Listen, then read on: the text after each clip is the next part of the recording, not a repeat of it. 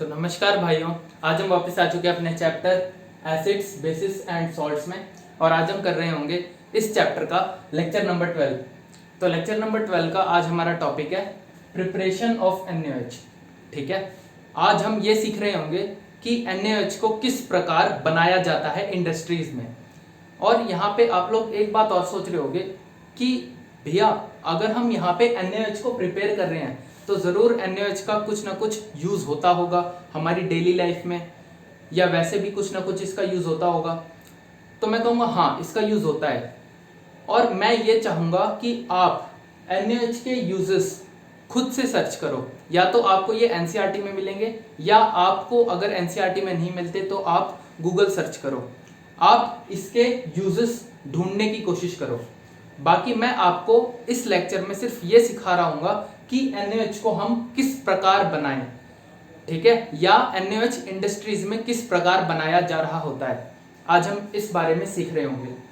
तो NaOH के preparation को सीखने से पहले हमारा यहाँ NaCl के प्रिपरेशन को सीखना जरूरी है, क्योंकि हम यहाँ NaOH को ब्राइन सॉल्यूशन की हेल्प से प्रिपेयर करेंगे। ठीक है, NaOH को हम प्रिपेयर करेंगे ब्राइन सॉल्यूशन की हेल्प से। अब आप लोग सोच रहे होंगे कि भैया ये ब्राइन सॉल्यूशन क्या होता है, ये तो हमने पहली बार सुना है।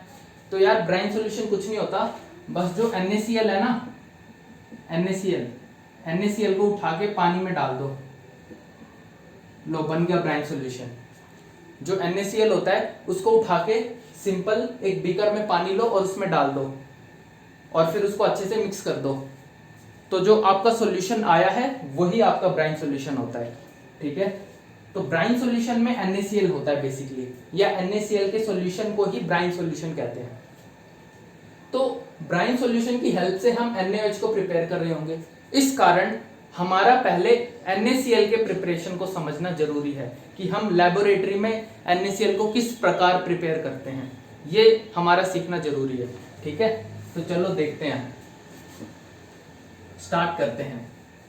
ठीक है, पहले हम देख रहे होंगे कि लेबोरेटरी लैब्स वगैरह में किस प्रकार हम NaCl को प्रिपेयर करते हैं। देखो ध्यान से, preparation of NaCl in laboratory.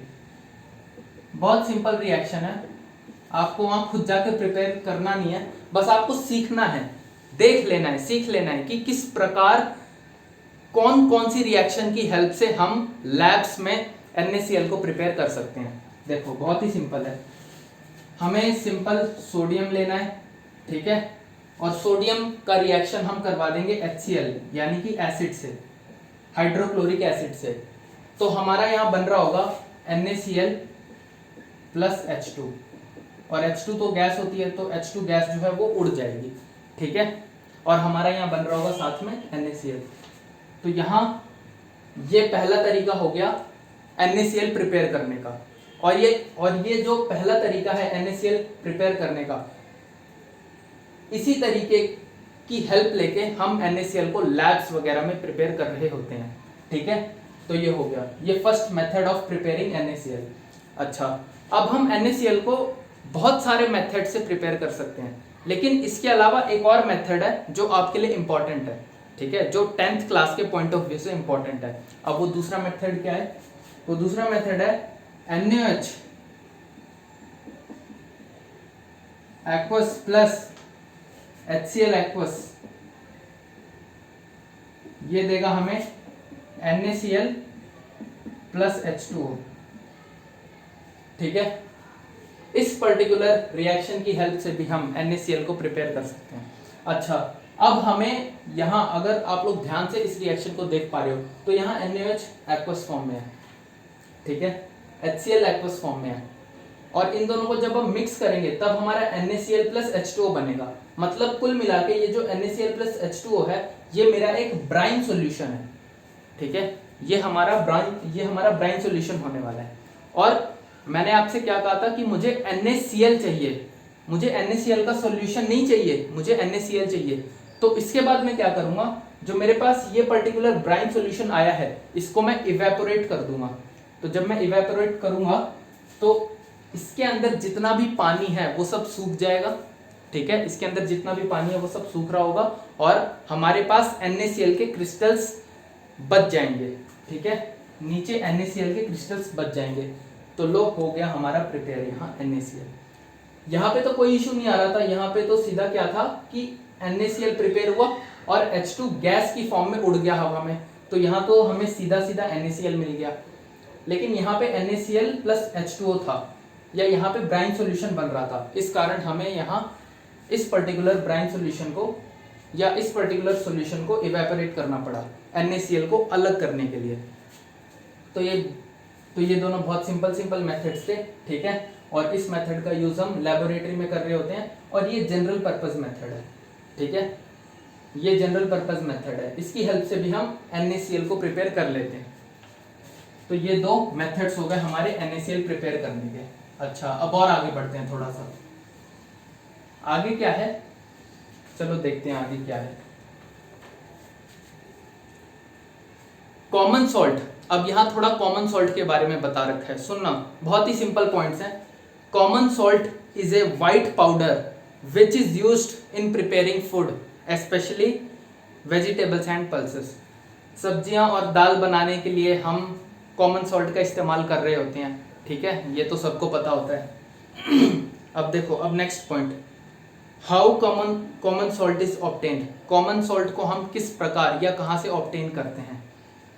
Common salt is obtained from sea water. Common salt हम सी वाटर से ऑब्टेन करते हैं और रॉक सॉल्ट की फॉर्म में ऑब्टेन कर रहे होते हैं हम कॉमन सॉल्ट को, ठीक है। और बाकी अगर आपको और इन डेप्थ जाना है कि कॉमन सॉल्ट को हम एग्जैक्टली किस प्रकार सी वाटर से एक्सट्रैक्ट करते हैं या किस प्रकार निकालते हैं, तो आप एनसीईआरटी पढ़ सकते हो, एनसीईआरटी में बहुत अच्छे से एक्सप्लेन कर रखा है। लेकिन ये एग्जाम के पॉइंट ऑफ व्यू से इतना इंपॉर्टेंट नहीं है और ये आप एक बार स्वयं पढ़ के भी समझ सकते हो क्योंकि बहुत सिंपल पॉइंट्स लिखे हुए हैं एनसीईआरटी में। अगर आप एक बार रीडिंग मारोगे तो आपको बहुत आसानी से समझ में आ जाएगा, ठीक है। क्या समझ में आ जाएगा कि कॉमन सॉल्ट हम किस प्रकार निकालते हैं सी वाटर से, ठीक है, जो कि रॉक सॉल्ट की फॉर्म में प्रेजेंट होता है, ठीक है। तो ये बहुत सिंपल पॉइंट्स हैं, आप एनसीईआरटी खोलोगे तो आपको बहुत आसानी से समझ में आ रहा होगा। हम और आगे बढ़ते हैं। अब हम देखते हैं chemicals prepared from common salt.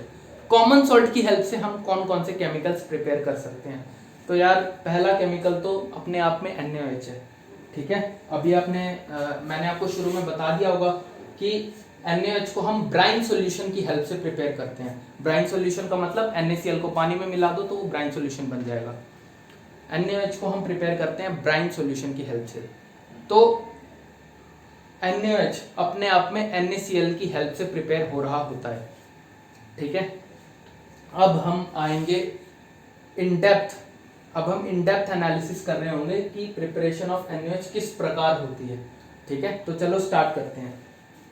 पहले तो आप जान लो कि जो NaOH है, NaOH का जो जनरल नेम होता है वो कास्टिक सोडा भी होता है, मतलब हम इसे जनरली कई बार कास्टिक सोडा कह के भी पुकारते हैं NaOH को, ठीक है। और अगर आप लोग ध्यान से देखो ये NaOH जो होता है वो बहुत स्ट्रॉन्ग बेस होता है, स्ट्रॉन्ग बेस होता है। मैंने आपको जरूर बताया होगा मेरे लास्ट लेक्चर या लास्ट टू लास्ट लेक्चर में कि जो मेटालिक ऑक्साइड्स होते हैं, मेटालिक ऑक्साइड्स वो स्ट्रॉन्ग बेसिस होते हैं, लेकिन जो नॉन मेटालिक ऑक्साइड्स होते हैं उनके कंपैरिजन में वो वीक बेस होते हैं, ठीक है।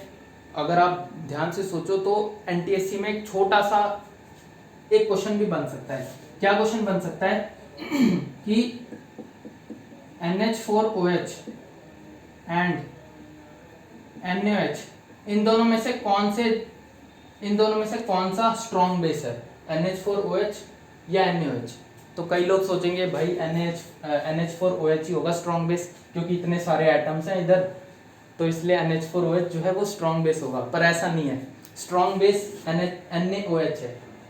क्यों है ये NaOH स्ट्रॉन्ग बेस? क्योंकि ये मेटालिक हाइड्रोक्साइड है, सॉरी मेटालिक हाइड्रोक्साइड बोलना चाहिए था मुझे, ये मेटालिक हाइड्रोक्साइड है, इस कारण ये स्ट्रॉन्ग बेस है। लेकिन ये नॉन मेटालिक हाइड्रोक्साइड है, इस कारण ये एक वीक बेस है, ये स्ट्रॉन्ग बेस है, ये वीक बेस है। तो ये चीज आप लोग नोट कर लेना बहुत अच्छे से। तो जनरली हम NaOH को या सोडियम हाइड्रोक्साइड को कास्टिक सोडा कह के भी पुकारते हैं, और NaOH जो है वो एक स्ट्रॉन्ग बेस होता है, और NaOH को हम प्रिपेयर करते हैं with the help of brine solution, ठीक है, ब्राइन सॉल्यूशन।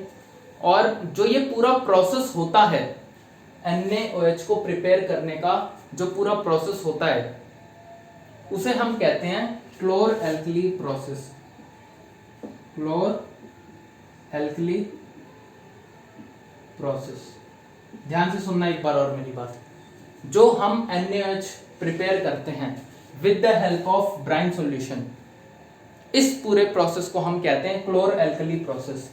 अब हम NaOH के प्रिपरेशन को क्लोर एल्कली प्रोसेस क्यों कहते हैं, अभी मैं आपको ये भी समझा रहा हूँ, ठीक है।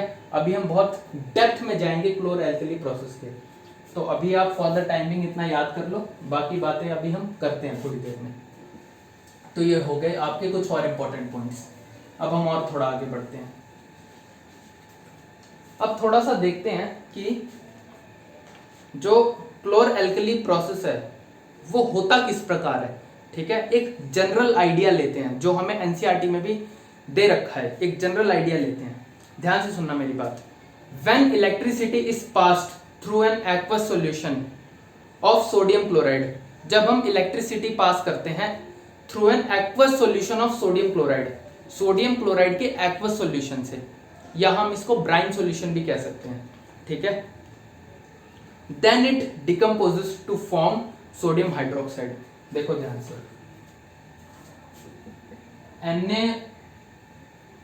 NaCl का एक्वस सॉल्यूशन और ब्राइन सॉल्यूशन, इसके ऊपर से जब हम पास करवाते हैं इलेक्ट्रिसिटी, इसके ऊपर से जब हम पास करवा रहे होते हैं हमारा इलेक्ट्रिसिटी, तो ये बना देता है NaOH, ठीक है। डिकम्पोज होके ये NaOH बना देता है, और आशा करता हूं आपको डिकम्पोज होना पता होगा।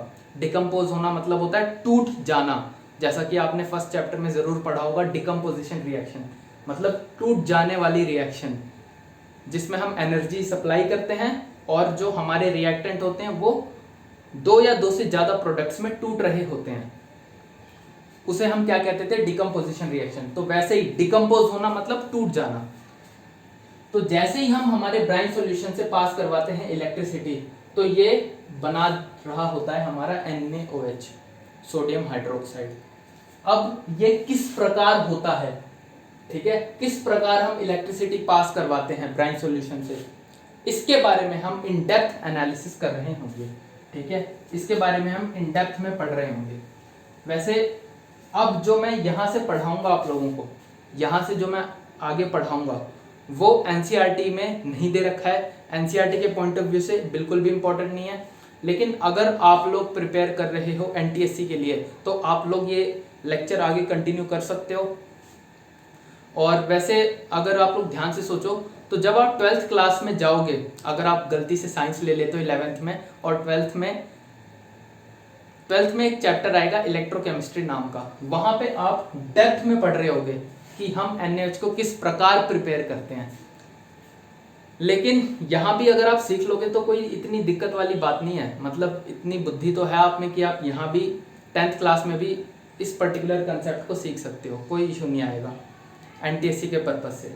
तो जो बच्चे सिर्फ सीबीएसई की तैयारी करना चाहते हैं वो यहाँ से लेक्चर छोड़ सकते हैं। जो एनटीएससी के लिए प्रिपेयर करना चाहते हैं या जिन्हें 11th क्लास में साइंस लेनी है, तो वो आगे लेक्चर कंटिन्यू कर सकते हैं, ठीक है। तो देखो ध्यान से, अब हम पूरा इन डेप्थ एनालिसिस करते हैं। तो यार यहाँ मैंने क्या ले लिया, एक बीकर ले लिया, ये मैंने बीकर ले लिया, ठीक है। और यहाँ मैंने 2 इलेक्ट्रोड्स ले लिए। अब आप लोग सोचोगे भैया ये इलेक्ट्रोड्स क्या होते हैं, तो कुछ नहीं होते इलेक्ट्रोड्स, बस सिंपल मान लो कि ये मेटल के 2 बड़े बड़े डंडे जैसे हैं, ठीक है। मेटल के 2 बड़े बड़े डंडे जैसे हैं, इनमें से एक एनोड है और एक कैथोड है। अभी मैंने आपको ये नहीं बताया कि कौन सा एनोड है कौन सा कैथोड है, लेकिन इन दोनों इलेक्ट्रोड में से एक इलेक्ट्रोड एनोड है और एक इलेक्ट्रोड कैथोड है। और अगर आपको समझ नहीं आ रहा कि ये इलेक्ट्रोड क्या होंगे या ये मैंने क्या बना दिए, तो आप मान लो ये कोई मेटल के, स्टील के पाइप जैसे हैं, मतलब अंदर से खोखले नहीं है, पूरे भरे हुए हैं, ठीक है, इतना आप मान लो। अब मैं क्या करता हूं, इन इलेक्ट्रोड्स को कनेक्ट कर देता हूं एक बैटरी से, ठीक है, तभी तो हमारा इलेक्ट्रिसिटी सप्लाई होगा। ये पॉजिटिव चार्ज, ये नेगेटिव चार्ज, ठीक है। मैंने इन इलेक्ट्रोड्स को कनेक्ट कर दिया बैटरी से, ये पॉजिटिव चार्ज होने वाला बड़ा वाला, ये छोटा वाला नेगेटिव चार्ज, और यहां मैंने पूरा भर दिया क्या, ये जो पूरा बीकर था, बड़ा सा बीकर, इसको मैंने भर दिया ब्राइन सॉल्यूशन से कंप्लीटली। ब्राइन सॉल्यूशन से मैंने इसको भर दिया। ब्राइन सॉल्यूशन मतलब क्या है, NaCl प्लस H2O, ठीक है। अच्छा, अब मैंने यहां पे एक स्विच भी लगा रखी है, ध्यान से नोट करना, यहां मैंने एक स्विच भी लगा रखी है। जैसे ही मैं इस पर्टिकुलर स्विच को क्लोज करूंगा, तो जो मेरा ये वाला इलेक्ट्रोड है, ये वाला इलेक्ट्रोड हो जाएगा पॉजिटिवली चार्ज्ड, और जो ये वाला इलेक्ट्रोड है, ये वाला इलेक्ट्रोड हो जाएगा नेगेटिवली चार्ज्ड, ठीक है। जैसे ही मैं स्विच को क्लोज करूंगा, देख रहे हो ये बैटरी के साथ जो ये वाला इलेक्ट्रोड है, ये बैटरी के पॉजिटिव टर्मिनल से कनेक्टेड है, और जो ये वाला इलेक्ट्रोड है, ये बैटरी के नेगेटिव टर्मिनल से कनेक्टेड है, ठीक है। तो जैसे ही मैंने क्लोज करा, ये वाला इलेक्ट्रोड पॉजिटिवली चार्ज्ड हो जाएगा और ये वाला इलेक्ट्रोड नेगेटिवली चार्ज्ड हो जाएगा, ठीक है। अच्छा, अब आप लोग एक बात ध्यान से सुनना, क्या है वो, कि ये मेरा NaCl का ब्राइन सॉल्यूशन है, ठीक है, ये मेरा ब्राइन सॉल्यूशन है। तो आपको एक बात तो पता ही होगी कि जब भी मैं कोई जब भी मैं कोई सॉल्ट का सॉल्यूशन, इलेक्ट्रोलाइट तो खैर आपको पता नहीं होगा, जब भी मैं कोई सॉल्ट का सॉल्यूशन बनाता हूं, तो वो अपने आयंस के फॉर्म में टूट रहा होता है। जैसे मैंने यहाँ पे ब्राइन सॉल्यूशन बनाया, तो यहाँ जो मेरा NaCl है, NaCl टूट रहा होगा Na प्लस और Cl माइनस आयन में। हालांकि सारे NaCl के सारा NaCl Na प्लस और Cl माइनस में कन्वर्ट नहीं होगा, लेकिन काफी हद तक, बहुत ज्यादा अमाउंट में जो NaCl है वो कन्वर्ट हो जाएगा अपने आयंस के फॉर्म में, जो कि होंगे Na प्लस और Cl माइनस। और थोड़ी बहुत जो यहाँ पे इलेक्ट्रिसिटी का सप्लाई हो रहा है, इलेक्ट्रिसिटी सप्लाई होने के कारण भी जो मेरा NaCl है वो ब्रेक हो रहा होगा Na प्लस और Cl माइनस में, ठीक है। ये बात दोबारा ध्यान से नोट कर लो, जब भी मैं किसी भी सॉल्ट का सॉल्यूशन बनाता हूं, तो वो पर्टिकुलर सॉल्ट अपने आयंस के फॉर्म में टूट रहा होता है, ठीक है। हालांकि सारे सॉल्ट के मॉलिक्यूल्स अपने आयंस के फॉर्म में नहीं टूटते, ठीक है। मतलब यहाँ जो सारे NaCl के मॉलिक्यूल्स हैं, सारे NaCl के मॉलिक्यूल्स अपने आयंस के फॉर्म में नहीं टूटेंगे, लेकिन बहुत ज्यादा हद तक टूट जाएंगे। और कुछ यहाँ से इलेक्ट्रिसिटी सप्लाई होने से भी फर्क पड़ जाता है, क्योंकि हम यहाँ इलेक्ट्रिसिटी सप्लाई कर रहे हैं बैटरी के थ्रू, इस कारण भी बहुत ज्यादा अमाउंट में जो NaCl मॉलिक्यूल्स हैं वो टूट रहे होंगे अपने आयंस के फॉर्म में, ठीक है। और ऐसे ही जो हमारे H2O के मॉलिक्यूल्स हैं, H2O के मॉलिक्यूल्स हैं वो भी टूट रहे होंगे H प्लस और OH माइनस आयंस के फॉर्म में। क्यों टूट रहे हैं? इलेक्ट्रिसिटी सप्लाई होने की वजह से, ठीक है, इलेक्ट्रिसिटी सप्लाई होने की वजह से। तो ऐसा सीन हो जाता है, ठीक है। मतलब NaCl टूट रहा होता है Na प्लस और Cl माइनस आयन में, और जो H2O वाला आयन है या जो H2O के मॉलिक्यूल्स हैं वो टूट रहे होंगे H प्लस और OH माइनस आयन में, ठीक है। मैंने गलती से H2O आयन बोल दिया, वो बोलना गलत था, ठीक है, कई बार हो जाती है गलती, थोड़ा एडजस्ट कर लेना। तो ये हो गया। अच्छा, अब कुल मिला के सीन क्या है कि जो ये मेरा सॉल्यूशन है, मेरे इस पूरे सॉल्यूशन में 4 टाइप के आयंस प्रेजेंट हैं, 4 टाइप्स ऑफ आयंस। कौन से हैं वो 4 टाइप्स के आयंस? एक है H प्लस और Na प्लस, एक है Cl माइनस और OH माइनस, ये 4 टाइप के आयंस मेरे इस पर्टिकुलर सॉल्यूशन में प्रेजेंट है। तो अब आप लोग यहाँ पे एक चीज बहुत अच्छे से नोट कर लो, ये आपको 12th क्लास में भी बहुत काम आ रही होगी, ये बात जो मैं अभी आपको नोट करवाने वाला हूं। किसी भी आयन के ऊपर, ठीक है, किसी भी आयन के ऊपर या कंपाउंड के ऊपर जो उसका चार्ज होता है ना, वो बोझ की तरह होता है। मतलब Na के ऊपर जो ये पॉजिटिव चार्ज है, ये बोझ की तरह है। Na के लिए, सोडियम आयन के लिए ये पॉजिटिव चार्ज एक बोझ की तरह है। तो सोडियम कोशिश करता है हमेशा कि वो अपने सीने में जो बोझ है उसे थोड़ा कम करे, ठीक है। इसी तरह सारे आयंस कोशिश करते हैं कि उनके सीने में जो बोझ है वो कम हो जाए कैसे भी। जैसे कि Cl- है, क्लोरीन के ऊपर भी एक बोझ है, वो है नेगेटिव चार्ज का। क्लोरीन भी चाहता है कि ये भी अपने ऊपर से नेगेटिव चार्ज का बोझ कम करे कैसे भी करके। वैसे ही H+ है, H+ भी अपने ऊपर से बोझ कम करना चाहता है, अपने चार्ज को हटाना चाहता है, अपने पॉजिटिव चार्ज को हटाना चाहता है ये, और ये अपने नेगेटिव चार्ज को हटाना चाहता है। इसी कारण तो Na+ और Cl- आपस में अट्रैक्ट होके चिपक जाते हैं और क्या बना लेते हैं, कंपाउंड बना लेते हैं, ठीक है। और वैसे ही OH- और H+ के साथ होता है।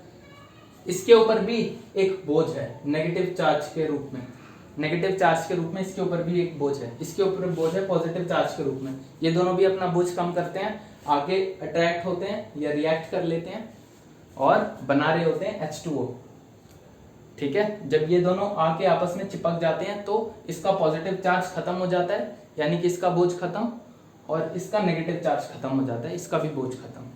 तो आप लोग ये बात बहुत अच्छे से नोट कर लो कि किसी भी एटम, किसी भी मॉलिक्यूल के ऊपर जो उसका चार्ज होता है, भले ही वो पॉजिटिव चार्ज हो या नेगेटिव चार्ज हो, वो उस पर्टिकुलर एटम या मॉलिक्यूल के लिए बोझ की तरह काम करता है, और वो एटम या मॉलिक्यूल उस बोझ को कम करना चाहता है, और वो इस बोझ को कम करने के लिए नए नए तरीके अपना रहा होता है, ठीक है। तो आशा करता हूं आपको यहाँ ये 2 पॉइंट्स बहुत अच्छे से समझ में आ गए होंगे। पहला पॉइंट क्या था कि जैसे ही मैंने NaCl का प्राइम सॉल्यूशन बनाया, तो जब भी मैं किसी भी सॉल्ट का सॉल्यूशन बनाता हूं तो वो सॉल्ट या वो कंपाउंड अपने आयंस के फॉर्म में टूट जाता है, ठीक है। और साथ में मैं इलेक्ट्रिसिटी सप्लाई कर रहा हूं तो बहुत सारे NaCl के मॉलिक्यूल्स अपने आयंस के फॉर्म में टूट रहे होंगे, और उसी इलेक्ट्रिसिटी सप्लाई करने की वजह से H2O भी H+ और OH- में टूट रहे होंगे। तो अब मेरे पास इस पर्टिकुलर सॉल्यूशन में 4 टाइप्स ऑफ आयंस हैं, 4 प्रकार के आयंस हैं मेरे इस पर्टिकुलर सॉल्यूशन में। अच्छा, और हम ये बात भी अच्छे से कर चुके हैं कि किसी भी कंपाउंड के ऊपर या किसी भी मॉलिक्यूल के ऊपर या आयन के ऊपर जो चार्ज होता है वो उसके लिए बोझ की तरह होता है, और वो पर्टिकुलर आयन, मॉलिक्यूल या कंपाउंड उस बोझ को कम करने के चक्कर में रहता है हमेशा, ठीक है। तो आशा करता हूं आपको यहां तक बहुत अच्छे से समझ में आ गया होगा। अच्छा, अब क्योंकि मैं यहाँ बैटरी का जो स्विच है ये मैं ऑन कर चुका हूं, तो अब होगा क्या कि यहाँ पे कितने टाइप के आयंस हैं, 4 टाइप के आयंस हैं। एक है Na+, एक है H+, एक है Cl- और एक है OH-, ठीक है। तो सोचो, यहां पर जो Cl- है और जो OH- है, इन दोनों के ऊपर नेगेटिव चार्ज है, और ये नेगेटिव चार्ज इनके लिए बोझ की तरह है। तो ये दोनों अपना नेगेटिव चार्ज कम करने के लिए किसी ऐसे व्यक्ति के पास जाएंगे जिसके पास पॉजिटिव चार्ज हो। तो अगर आप लोग ध्यान से देखो, जो हमारा ये वाला इलेक्ट्रोड है, ये वाला इलेक्ट्रोड पॉजिटिवली चार्ज्ड है और ये दोनों नेगेटिवली चार्ज्ड है, ठीक है। तो अब होगा क्या कि ये दोनों नेगेटिवली चार्ज्ड आयंस इस पर्टिकुलर इलेक्ट्रोड के पास जाएंगे और अपने अपने इलेक्ट्रॉन्स इस इलेक्ट्रोड को दे देंगे, ठीक है। अच्छा, ये बात तो आपको पता ही होगी ना कि किसी भी आयन के ऊपर जो नेगेटिव चार्ज होता है, किसी भी आयन के ऊपर नेगेटिव चार्ज होने का मतलब क्या है, उसके पास इलेक्ट्रॉन्स ज्यादा हैं, ठीक है, यहाँ क्लोरीन के पास जो इलेक्ट्रॉन्स हैं वो ज्यादा हैं। असल में क्लोरीन के पास होने चाहिए कितने, 2, 8, 7, 17 इलेक्ट्रॉन्स। लेकिन इस पर्टिकुलर केस में क्लोरीन के पास कितने इलेक्ट्रॉन्स हैं, इस पर्टिकुलर केस में क्लोरीन के पास इलेक्ट्रॉन्स हैं 2, 8, 8 Cl नेगेटिव के केस में। ठीक है, क्लोरीन के पास 2, 8, 8 इलेक्ट्रॉन्स हैं मतलब एक इलेक्ट्रॉन ज्यादा हो गया, एक इलेक्ट्रॉन ज्यादा हो गया Cl माइनस के पास, तभी तो इसके ऊपर नेगेटिव चार्ज आया। अच्छा, और जब भी पॉजिटिव चार्ज आता है, पॉजिटिव चार्ज आने का मतलब कोई इलेक्ट्रॉन खींच के ले गया, ठीक है, कोई इलेक्ट्रॉन निकाल के ले गया, इस कारण उसके ऊपर क्या आया, पॉजिटिव चार्ज आया। जैसे आप सोडियम के ऊपर देखो, सोडियम का कॉन्फ़िगरेशन क्या होता है, सोडियम का कॉन्फ़िगरेशन होता है 2, 8, 1। लेकिन जैसे ही आप एक इलेक्ट्रॉन को रिमूव करते हो तो वो बन जाता है सोडियम प्लस। सोडियम प्लस के पास कितने होते हैं, सोडियम प्लस का क्या इलेक्ट्रॉनिक कॉन्फ़िगरेशन होता है, 2,8, क्योंकि इसका एक इलेक्ट्रॉन हम निकाल चुके हैं। तो जब भी किसी आयन के ऊपर पॉजिटिव चार्ज हो, इसका मतलब उसके अंदर से इलेक्ट्रॉन निकाला जा चुका है, और जब भी किसी आयन के ऊपर नेगेटिव चार्ज हो तो इसका मतलब है उस पर्टिकुलर आयन के अंदर इलेक्ट्रॉन डाला जा चुका है। ठीक है, तो ये चीज आप लोग अच्छे से नोट कर लेना। अच्छा, अब यहाँ पे Cl माइनस आयन है, यानी कि क्लोराइड आयन, और OH माइनस आयन है, हाइड्रोक्साइड आयन, ये दोनों नेगेटिवली चार्ज्ड हैं। अच्छा, अब इन दोनों ने देखा कि जो इलेक्ट्रोड है, इलेक्ट्रोड पॉजिटिवली चार्ज्ड है, तो ये जाएंगे इलेक्ट्रोड के पास और अपने अपने इलेक्ट्रॉन्स दे देंगे, अपने इलेक्ट्रॉन्स दे देंगे, और जो इनके ऊपर बोझ है नेगेटिव चार्ज का उसको कम कर लेंगे। ठीक है, लेकिन आप लोग यहाँ एक बात अच्छे से नोट कर लो कि इन दोनों के पास वो एबिलिटी नहीं है, इन दोनों के पास वो एबिलिटी नहीं है कि दोनों जाएं इस इलेक्ट्रोड के पास और अपना नेगेटिव चार्ज या अपना बोझ कम कर सकें। ठीक है, Cl माइनस, ध्यान से सुनना मेरी बात, Cl minus and OH minus ion के बीच में एक रेस होती है, इन दोनों आयंस के बीच में एक रेस होती है कि इन दोनों में से कौन सा आयन पहले इस पॉजिटिवली चार्ज्ड इलेक्ट्रोड के पास आएगा अपना इलेक्ट्रॉन देने के लिए, अपना इलेक्ट्रॉन देने के लिए। तो इस पर्टिकुलर रेस में जो हमारा क्लोराइड आयन है, Cl माइनस आयन, ये जीत जाता है, ये जीत जाता है। और एक बार अगर क्लोराइड आयन जीत गया तो फिर इस पॉजिटिवली चार्ज्ड इलेक्ट्रोड के पास सिर्फ और सिर्फ क्लोराइड आयंस ही आएंगे अपना इलेक्ट्रॉन देने के लिए। ठीक है, होता क्या है, ये दोनों रेस लगाते हैं, ठीक है, कि कौन पहले जाएगा पॉजिटिवली चार्ज इलेक्ट्रोड के पास, और इस पर्टिकुलर रेस में क्लोराइड आयन जीत जाता है। तो होता क्या है कि हर बार सारे के सारे क्लोराइड आयंस जीत जाते हैं, और सारे क्लोराइड आयंस जाते हैं इस पॉजिटिवली चार्ज्ड इलेक्ट्रोड के पास और जाके अपना इलेक्ट्रॉन छोड़ देते हैं या अपना इलेक्ट्रॉन त्याग देते हैं। तो Cl माइनस आते हैं, अपना इलेक्ट्रॉन त्याग देते हैं और बना देते हैं Cl। ठीक है, अच्छा, अब इसके बाद क्या होता है कि एक और Cl का आयन ऐसे ही रेस लगाता है और वो जीत जाता है। ठीक है, किससे रेस लगाता है, OH माइनस आयन से। तो एक और Cl माइनस आयन एक और OH माइनस आयन से रेस लगाता है और Cl माइनस आयन इस बार भी जीत जाता है और क्या बना देता है, Cl minus Cl plus electron. अब होता क्या है कि ये दोनों जो Cl एटम है, देखो क्लोरीन एटम कभी भी सिंगल नहीं रह सकता, कभी भी अकेला नहीं मिलेगा, आपको हमेशा Cl2 की फॉर्म में ही मिलेगा। तो अब क्या होता है कि ये दोनों Cl आपस में कंबाइन हो जाते हैं, ये दोनों Cl बना देते हैं Cl2, ये दोनों Cl जो हैं ये दोनों मिलके बना देते हैं Cl2, और आप देख रहे होते हो कि पॉजिटिवली चार्ज इलेक्ट्रोड से क्लोरीन गैस इवॉल्व हो रही होगी। ठीक है, आप देखोगे कि पॉजिटिवली चार्ज इलेक्ट्रोड से क्लोरीन गैस इवॉल्व हो रही होगी। तो आशा करता हूँ आपको ये बात बहुत अच्छे से समझ में आ गई होगी। दोबारा मैं समझाता हूँ। होता क्या है कि Cl- और OH- आयन के बीच में होती है एक बहुत तगड़ी रेस। इस रेस में जीत जाता है Cl- आयन और बेचारा OH- आयन हार जाता है। तो Cl- आयन जीत गया, वो आ जाता है पॉजिटिवली चार्ज इलेक्ट्रोड के पास, अपने इलेक्ट्रॉन लूज कर देता है, इसने इलेक्ट्रॉन छोड़ दिया। और ऐसे ही एक और क्लोरीन या एक और क्लोराइड आयन आता है ऐसे ही, वो भी एक दूसरे OH- आयन के साथ रेस लगाता है और इस बार दोबारा क्लोराइड आयन जीत जाता है और वो दोबारा Cl बनाता है। फिर ये दोनों Cl आपस में कंबाइन करके क्या बनाते हैं, Cl2। तो इसी प्रकार बहुत सारे क्लोराइड आयन रेस लगाते हैं बहुत सारे हाइड्रोक्साइड आयन से और हर बार क्लोराइड आयंस जीत जाते हैं और बनाते हैं Cl2। इस कारण हमें पॉजिटिवली चार्ज्ड इलेक्ट्रोड से इवॉल्व होता मिलता है क्लोरीन गैस।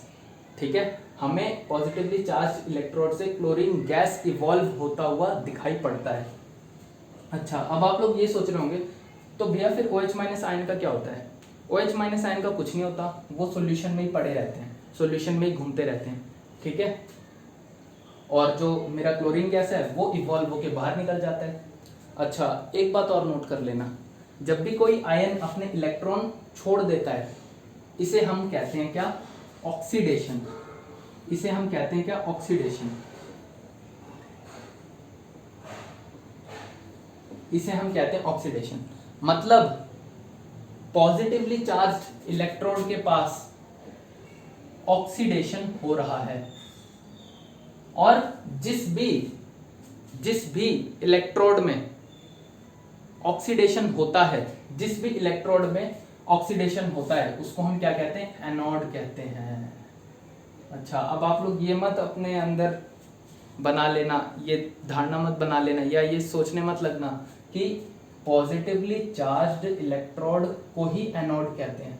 नहीं, ये बिल्कुल गलत है। जहां पर ऑक्सीडेशन होगा, जिस भी इलेक्ट्रोड में ऑक्सीडेशन होगा उसी को हम एनोड कहेंगे, उसी को हम एनोड कहेंगे। ये बात अच्छे से नोट कर लेना। ठीक है, ऑक्सीडेशन का मतलब क्या होता है, इलेक्ट्रॉन को लूज करना, और यहाँ जो क्लोराइड आयन है वो इलेक्ट्रॉन लूज ही कर रहा है। ठीक है, तो ये हो गया। आशा करता हूँ आपको ये अच्छे से समझ में आ गया होगा। अब हम बात करते हैं दूसरे इलेक्ट्रोड की, जो मेरा नेगेटिवली चार्ज्ड इलेक्ट्रोड है। यहाँ पे क्या होगा कि अब Na+ और H+ के बीच में एक रेस होगी। Na+ और H+ के बीच में एक रेस होगी। इस पर्टिकुलर रेस में H+ जो है वो जीत जाएगा। अच्छा, अब क्योंकि H+ यानी कि H के ऊपर पॉजिटिव चार्ज है तो ये किसी ऐसी जगह जाना पसंद करेगा जहां पे इसको इलेक्ट्रॉन्स मिले। ठीक है, जहां पे इसको इलेक्ट्रॉन्स मिले, क्योंकि अगर इसे इलेक्ट्रॉन्स मिलेंगे तभी तो इसका पॉजिटिव चार्ज खत्म होगा, तभी तो इस बेचारे का बोझ खत्म होगा। तो इस कारण ये ऐसी जगह जाता है या ऐसे इलेक्ट्रोड के पास जाता है जो नेगेटिवली चार्ज्ड है, क्योंकि नेगेटिवली चार्ज्ड इलेक्ट्रोड है तो डेफिनेटली इसके पास भर भर के इलेक्ट्रॉन्स होंगे। इस पर्टिकुलर इलेक्ट्रोड के पास भर भर के बहुत सारे इलेक्ट्रॉन्स होंगे। ठीक है, इस कारण H+ जो होता है वो नेगेटिवली चार्ज्ड इलेक्ट्रोड के पास चला जाता है और जाके इलेक्ट्रॉन्स गेन कर लेता है। ठीक है, H+ ने गेन कर लिया इलेक्ट्रॉन और बना लिया H। ठीक है, ऐसे ही एक और H+ ने रेस लगाया Na+ के साथ, एक और H+ ने रेस लगाया Na+ के साथ और इस बार दोबारा H+ ही जीता और इसने इलेक्ट्रॉन गेन कर लिया नेगेटिवली चार्ज्ड इलेक्ट्रोड के पास जाके और इसने बना दिया H। अब ये दोनों H आपस में कंबाइन करके क्या बनाते हैं, H2। और H2 जो होती है एक गैस होती है। इस कारण हमेशा आप नेगेटिव चार्ज इलेक्ट्रोड से H2 गैस का इवोल्यूशन होते हुए देख रहे होंगे। ठीक है, जो हमारा नेगेटिवली चार्ज इलेक्ट्रोड है वहां से हमेशा H2 गैस का इवोल्यूशन होता है। ठीक है, तो ये बात हो गई। आशा करता हूं आपको ये पूरा पॉइंट अच्छे से समझ में आ गया होगा। और ये रेस चलती रहती है, Na+ और H+ के बीच में ये रेस जो है चलती ही रहती है। और हर बार H प्लस ही जीत जाता है, ठीक है, हर बार H प्लस ही जीत जाता है और ये बना देते हैं H और H, और यहाँ H और H कंबाइन होके H2 गैस बना रहे होते हैं, और यही H2 गैस आपको इवॉल्व होती हुई यहाँ से मिलती है। अच्छा, तो आप लोग सोचोगे भैया फिर Na+ का क्या होता है, तो यार Na+ सॉल्यूशन में ही रहेगा, Na+ जो है वो सॉल्यूशन में ही पड़ा रहेगा। अच्छा, अब आपको थोड़ा थोड़ा हिंट मिल रहा होगा। अब इस थोड़े थोड़े हिंट देने से पहले मैं आपको एक बात और बताना चाहता हूँ। क्या है वो बात? वो बात बहुत छोटी सी है कि इलेक्ट्रॉन, जब भी कोई आयन हमारा इलेक्ट्रॉन गेन करता है, जब भी कोई आयन इलेक्ट्रॉन को गेन करता है तो उसे हम कहते हैं रिडक्शन। ये बात हम फर्स्ट चैप्टर में कर चुके हैं, ऑक्सीडेशन और रिडक्शन के बारे में। ये जो नई डेफिनेशंस बता रहा हूँ मैं आपको, ये हम फर्स्ट चैप्टर में अच्छे से डिस्कस कर चुके हैं, ठीक है, तो आप वहाँ जाके देख सकते हो।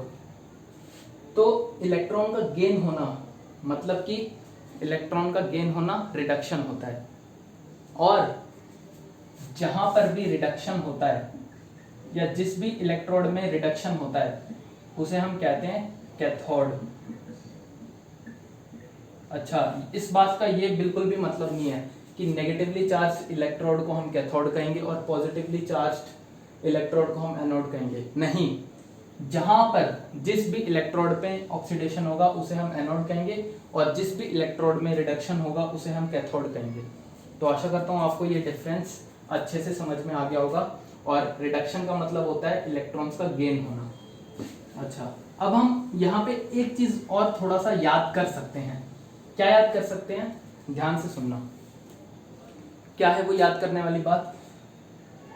यहाँ पे H+ और Na+ में से रेस कौन जीत रहा है? H+ जीत रहा है। अच्छा, अब आप लोग सोचोगे भैया आप तो इतने सालों से पढ़ रहे हो तो आपको तो चलो, आपने तो चलो रट लिया, आपने रट लिया कि यहाँ पे जो रेस है वो H+ जीत रहा है। लेकिन हम कैसे रटें? कहीं हमें गलती से NTSC के एग्जाम में ये याद आ गया कि Na+ रेस जीत रहा है तो हमारा क्या होगा? तो यार ध्यान से सुनो, इसका भी एक बढ़िया मैंने तरीका सोचा है।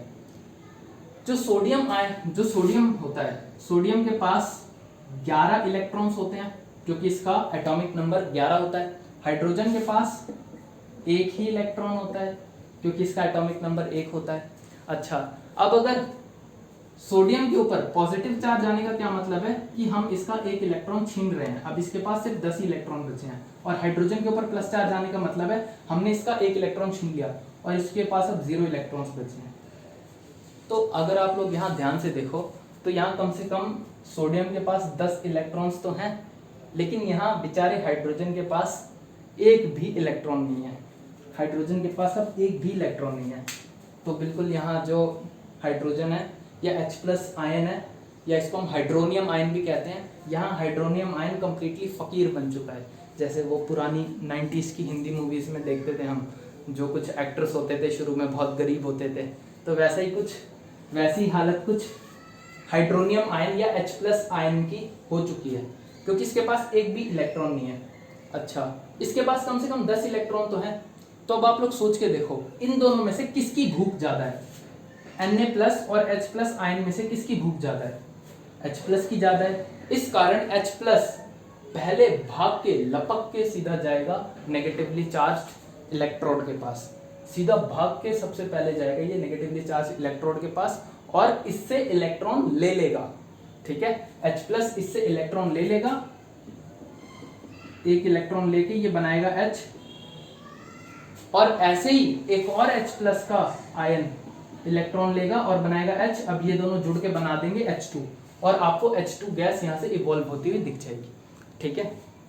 अच्छा, अब आप लोग बोलोगे कि भैया आपने ये बात तो चलो बता दी हमें कि हाइड्रोजन का कैसे याद रखें, ठीक है, आपने ये तो हमें बता दिया कि इस पर्टिकुलर केस में हाइड्रोजन या H+ आयन रेस जीत जाता है, लेकिन इस पर्टिकुलर केस में भी तो याद दिलवाओ ना हमें। इस पर्टिकुलर केस का हम कैसे याद करेंगे कि Cl- रेस जीतता है या OH- आयन रेस जीतता है? तो यार इसका बहुत सिंपल है, इस प्रोसेस का नाम ही क्या है? क्लोर एल्कली प्रोसेस, क्लोर एल्कली प्रोसेस नाम है। यहाँ पे नाम क्लोर क्यों पड़ा? क्योंकि जो एनोड होता है, हमें एनोड के ऊपर से क्लोरीन गैस इवॉल्व होती हुई दिख जाती है। हमें एनोड के ऊपर से क्लोरीन गैस इवॉल्व होती हुई दिख जाती है, इस कारण इसका नाम पड़ा क्लोर। और एल्कली मतलब, एल्कली का क्या मतलब होता है? Water soluble base. Water soluble bases are known as alkali. Water soluble base are known as alkali. तो यहाँ पे क्या आप लोग देख पा रहे हो कि अब यहाँ पे हो क्या गया कि H प्लस यहाँ जाके H2 की फॉर्म में बन के निकल गया, ठीक है। Cl माइनस यहाँ गया और Cl2 की फॉर्म में निकल के उड़ गया। अब इस पर्टिकुलर सॉल्यूशन में कौन बचे? Na प्लस और OH माइनस बचे, ठीक है। इस सॉल्यूशन में Na प्लस और OH माइनस अब बचे हुए हैं, और NaOH मिलके आपस में क्या बनाते हैं? NaOH आपस में मिलके बनाते क्या? NaOH, जो कि कास्टिक सोडा है। लेकिन अगर मैं NaOH को मिला दूं पानी में, पानी में, तो Na प्लस और OH माइनस आयंस जो हैं वो अलग हो जाते हैं, ठीक है। Na प्लस और OH माइनस आयंस अलग हो जाते हैं, और OH माइनस आयंस अलग होने के कारण ही तो बेसिक प्रॉपर्टीज आती हैं NaOH के पास, ठीक है। Na प्लस और OH माइनस आयन अलग हो जाते हैं जैसे ही मैं NaOH को पानी में डालता हूं, और उन OH माइनस आयंस के कारण ही बेसिक प्रॉपर्टीज आती हैं हमारे NaOH के सॉल्यूशन में। और NaOH को हमने मिला दिया पानी में, ठीक है। NaOH को हमने मिला दिया पानी में, और पानी में मिक्स भी हो रहा है NaOH, ठीक है। मेरी बात ध्यान से सुनना, NaOH को मैंने मिलाया पानी में और NaOH अच्छे से मिक्स भी हो गया, घुल भी गया। मतलब NaOH क्या है? NaOH एक वाटर सॉल्युबल बेस है। NaOH एक वाटर सॉल्युबल बेस है, तो मतलब इसे मैं एल्कली कहूंगा। अगर मैं NaOH को मिला देता हूं पानी में और NaOH हो जाता है सॉल्युबल, तो उसे मैं एल्कली कहूंगा, क्योंकि अब NaOH पानी में मिल चुका है, एक सॉल्यूशन बन चुका है NaOH का, उसको मैं एल्कली कहता हूं। तो यहाँ पे भी तो कुछ वैसा ही बना हुआ है, यहाँ Na प्लस और OH माइनस बना हुआ है, मतलब तो इसे मैं एल्कली ही तो कहूंगा इनडायरेक्टली। तो बन गया आपका यहाँ हमारा क्लोर यानी कि क्लोरीन इवॉल्व हुआ, और यहाँ एल्कली भी बना। ये NaOH, Na प्लस और OH माइनस, ये दोनों आपस में जुड़ के NaOH बना लेंगे, बात खत्म। तो कुछ इस प्रकार हम कर रहे होते हैं हमारा NaOH का प्रिपरेशन। तो आशा करता हूँ आपको ये लेक्चर समझ में आ गया होगा। अगर आपको ये लेक्चर समझ में नहीं आया या थोड़ी भी दिक्कत रह गई है तो आप ज़रूर रिपीट करके देखना, बहुत अच्छे से आपको क्लियर हो रहा होगा, ठीक है। तो बाकी बातें हम करते हैं हमारे नेक्स्ट लेक्चर में, तब तक के लिए थैंक यू।